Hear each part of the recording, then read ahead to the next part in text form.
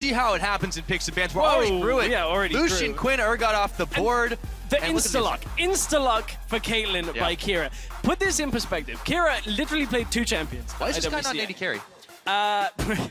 It beats me. He beats some of the best wildcard AD carries. BRTT lost and got outplayed by Kira in a Caitlyn mirror matchup at WCA. So at this point, I really don't know. Dyrus, this one should have been an easy read. Well, you know, you heard in his game plan he was just going to try to go for the copy, but he can't copy what's blind. So let's see what he decides to pick up and if it's going to work out. There's still that Caitlyn available, some other AD carries, but Lucian, Quinn, all these off the board. If he locks this Malzahar, though. Well, we heard Zyrene talk about it, the AD Malzahar, where you just try and all in at like level 2, level 3. He's going for it. It brand works. Malz, for the very similar reason, with the dot, does do a lot of damage. I guess this was the result of Dyrus crowdsourcing earlier. You heard Crepo talk about it, Dyrus tweeting. I don't know what to pick for 1 versus 1s. He's pretty much never had them. So he really is just going to go all in on this kind of half-cheese strat. I like it. I like the strat with the Malzahar. It's pretty good. But there is one problem with Malzahar, is if you don't have a sufficient size Voidling, when you actually go aggressive, the Voidling just dies and you lose a lot of damage. And you end up just giving CS for free. So you need a heavily stacked Voidling, which is fairly difficult to do in the early onset of the game. So wondering how this is going to go for Dyrus. Yeah, well, Kira's definitely got a lot of experience under his belt for this one, coming out as that reigning champion in Melbourne. But, you know, taking on Dyrus as Malzahar, he's still got to be able to sidestep these shots that are going to be flying at him. And I really think that this is going to be a test of will for Dyrus. Yeah, it will be. And, you know, it's going to be a test of his knowledge of the 1 versus 1 map. Because Kira, one of the reasons why he dominated the 1v1 bracket is he actually knows this map to a T, which is a very weird thing to say about a pro player. He plays ARAM a lot. No, but specifically this scenario where towers deal extra damage to minions, so the actual last hitting mechanics are messed up under tower compared to Summoner's Rift. Also, Kira will go very aggressive over the health packs as they spawn. All right, well, we are once again on the Abyss, the Murder Bridge, and so far it's been true to its name. A 1 kill has been claimed. Will there be another? Will we go to CS? Kira's gonna fire that Peacemaker. It's silenced up for just a second, but Dyrus is already losing the trade in an instant recall out of Kira. All about the map control for Kira. He sets up that ward straight away. He's able to judge exactly the distance on the Peacemaker. It's actually quite impressive how Kira was able to dominate the competition. As I was saying, watch for the health pack spawns around that 2:30 mark. He'll just get himself onto the actual health relic and force his opponent away. Yeah. Now, by the way, you were talking about the AD Malzahar pick and how a little early on he can do a lot of damage. This isn't the way Dyrus is going. He's built himself a Doran's Ring, and he's going to be going the much more traditional AP path. Now, let's see if it works out. He does have that Q available. The silence doesn't do a ton to Caitlyn, but Kira is abusing the ability on his passive to get more headshot stacks in the brush. Yes, and again, this is another thing that we saw Kira consistently do, is utilize the brush, make sure he's stacking up that passive very quickly. I'm interested now to see whether Dyrus tries somehow to shove Kira in later on in this matchup, because Dyrus has already lost the pushing game. There you can see the first Voidling of the game dies to Kira very quickly. Dyrus could be in trouble here as Kira is about to hit level 2 off that front minion. Will he go aggressive? Will be able to just chunk Dyrus down from the brush. Those headshots are starting to sting. He has been hitting the Call of the Voids though, and now he's back up to level 2 himself. But Kira is just staying so safe on the superior range of this Caitlyn. He's relying on it, and it's not really being punished. No, well, I mean, it's very difficult to punish at this point. The only way that Kira gets punished is if he's standing in his minion line when the Malefic Visions actually just spreads throughout the wave. So unless Kira somehow makes a mistake on that, I don't think he's going to get punished too hard in these early levels, just from the sheer range difference.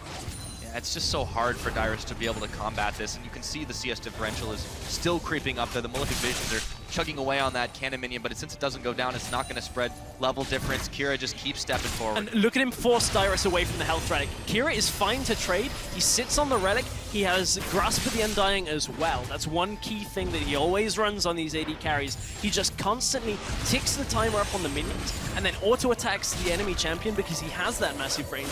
And any damage that he takes just gets traded straight back with the health that comes to it.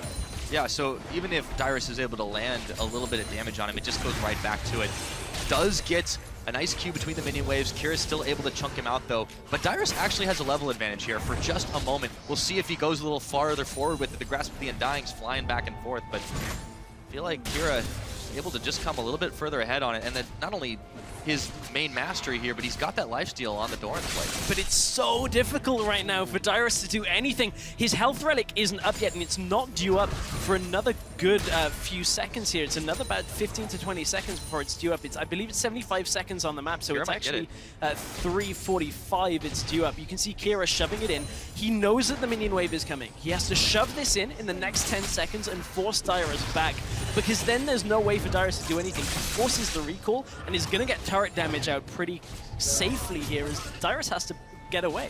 Well, he's not going to back just yet. He's got his Voidling available, but he's running out of minions fast. Kira steps up, gets the health relic. Yes, he burns it away on a shot from the tower, but Dyrus is just zoned out of this farm. It is 30 to 16, and he is not looking too healthy. The Voidling's going to go down. Kira's still just trying to keep the minions within tower range so he can just keep on firing it down, and Dyrus has got nothing to do. And this is the kind of situation that a big timer goes on to Dyrus now.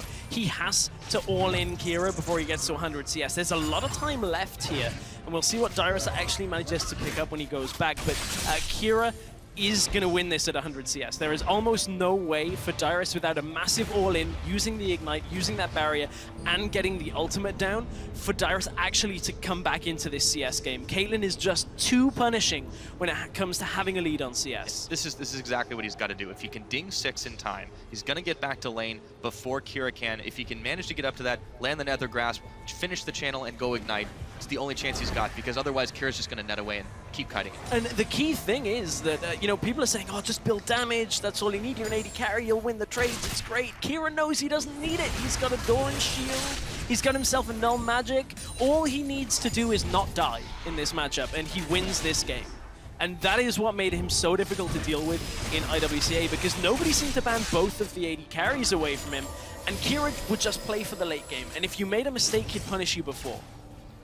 Now Dyrus did manage to get his other health relic there. He is going to land the Q. He does get Prolific Visions on, but more CS traded over to Kira. And that's an ace in the hole. Dyrus takes a little bit more, throws down the null zone as well. And he's not 6 yet. He can't get the Nether Grasp. He does get some serious damage, and Kira's got to be careful playing with fire there against the Team Fire top laner. Yeah, that was messy out of Kira. Dyrus actually just getting a lot of free damage off. He's he got has 6. to be careful. He's Dyrus, going in. As long as he doesn't go into exhausted. The turret. Oh, this could be dangerous, though. Kira steps forward. Dyrus is in the bush. He's heading straight for a trap, but he sidesteps it. Headshots are flying, though, and he has to back away. Yeah, he has to back away. Dyrus even used his ultimate in that engage, and Kira was just able to get himself basically taking no damage during the entire thing, and that means that Kira is just able to consistently farm this up. Dyrus now has to rethink his strategy. Oh no, he's on the trap. Oh, the trap. Headshots, vision, Kira just keeps trading back, and he gets the health back. On that last trade, too, Dyrus, he canceled his ultimate. It really was an inopportune moment for him, but he had the chance, he just didn't quite get it. Now Kira's just going to keep on stacking the CS, 54 to 31. Dyrus is staying alive, but this game could be over. This game is pretty difficult for Dyrus. Goes for the net, picks it up. Dyrus just can't get there in time, and he takes a Peacemaker to the back of the head. Again, it's just all about control over those relics. No potions for Dyrus, there's potions for Kira, so all he has to do, take the relic, chug a pot. The actual effective health he gains from that, it just outweighs everything Dyrus can throw at him. The one thing to keep in mind, Exhaust is on cooldown for Kira. Dyrus has his Ignite, has his Barrier, and the ultimate is going to be up before Exhaust is available once again. So Kira has to respect that, because Dyrus can look to go for an all-in. It just is going to have to be a very well-placed all-in, because he's going to need probably a little bit of help from minions as well in order to take down Kira. Kira's going to back here. He's got almost no mana. He's standing on the Hell Shrine, but Dyrus is going straight for him. Throws down the Null Sphere to stop that, and takes a little bit of minion damage, but he might look to go all in here. No, has to back away. A lot of damage from the Caitlyn. Yeah, it's because he doesn't have his ultimate. If Dyrus had his ult, I think he may have gone all in there, although he will pretty much need his full rotation to be able to do that. Try. See, Not quite. The Voidling is starting to charge up, but is losing a lot of the potency as it's attacking the minions. It is, it's a decent trade, but remember, Kira's got the pots. Kira's just going to sustain up here. Ooh, takes a lot of damage there. However, Dyrus still wants to trade back. He's going to throw down the barrier. Kira wants to try and push him further back, but Dyrus has got his ultimate up and available. Ace in the hole. Barrier is also popped on him. if he decides to go for it. All of this is Kira buying time for his exhaust. That's really everything that Kira is doing here, is just throwing as much at Dyrus to force him not to engage. And as soon as that exhaust is back up, Kira knows that the game is done. It's really just like a game of chess at this point. Dyrus, unfortunately, doesn't have as many winning moves. The other thing here is Kira can recall very freely. The CS lead he has built up here, 72 to 47, means that Kira is never going to miss more than a wave and a half. He backs away, still maintains the lead, gets his Hex Drinker now, and is able to survive any kind of all-in that Dyrus should throw at him. And you can see now Dyrus has only just gone up to 50, and the turret is going to take damage, but it is not going to be enough to take the turret down. Of course, remember, 100 CS, turret kill, or first blood will win you a 1 versus 1.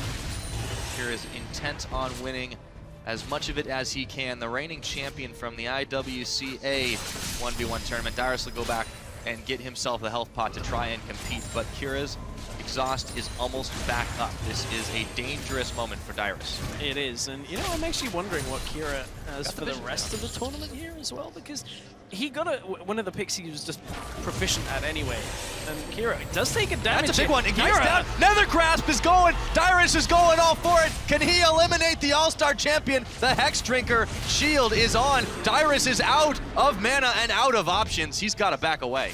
Whew, Kira playing that a little bit greedy. Couldn't get the exhaust off to begin, but he knows that Dyrus doesn't have the damage right now, and that may very well have been Dyrus' last hurrah in this 1 versus 1 tournament, because up to 87 CS now is Kira. It means all he's got to do is get 2 waves and 1 more creep, and that will be the end of the game. Dyrus actually may just lose. No, the minions, there's not enough minions there for him to take the turret down here.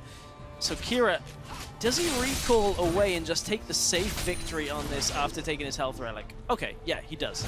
Just gonna let the wave bounce its way into the turret. Dyrus will pick up a decent chunk of this, but he is just so far behind. Kira needs 6 minions to seal the deal here. Thanks to that Hex Drinker, it is so hard for Dyrus to try and all in him. That attempt just wasn't enough. 1 wave to win, which means Dyrus has to go all in on this next minion wave. There is no real option for Dyrus to win this unless he can somehow kill Kira with no summoners for both of them. Dyrus has to go here. He's trying to keep him off the wave of minions. He does throw a lot of damage, and Dyrus is dancing just outside of the turret range, but the trap is down. Dyrus narrowly avoids it, takes a Peacemaker, takes a shot from the 90 caliber net, but Kira's got a headshot loaded, and he keeps firing, gets another CS, ace in the hole to Dyrus. There's the null zone, but Dyrus is so low here. How long can he afford to zone him out? Kira's having a couple of bad dreams, but Dyrus, he might be done dreaming for this 1v1 tournament. 4 more CS is all Kira needs. Jukes the Peacemaker, nets away. Dyrus takes even more damage on the backside of it, but he's still trying to hold strong. Unfortunately, the Voidling's going right in. Dyrus is so low here. 1 level down, the Malefic Vision still burning through. All Kira's got to do, 4 minions, 1 more auto could do it. Dyrus can't get out of the brush there. He's trying to get away, but there's the headshot. He wants to finish it in style. Not enough damage. Dyrus hangs on by a thread, but that is going to be the Nether Grasp. But that's it. Poros go flying. First blood and another victory for Team Ice. Whew, as if it wasn't close enough on the CS. Kira goes for the kill. Played it a little bit riskier perhaps than he needed to, but I mean, this is what made it so difficult to beat Kira if you don't ban Caitlyn and Lucian. He's just going to pick one of the 2 of them and do that every single time. It's a lesson hard learned. However, for Kira, he played with fire for a few seconds, and when that happens, you get burned just a little bit. So that one is all she wrote. Kira, the reigning champion from Melbourne, Australia there in that IWCA CIS region representing, still going through this tournament. Yeah, and you know,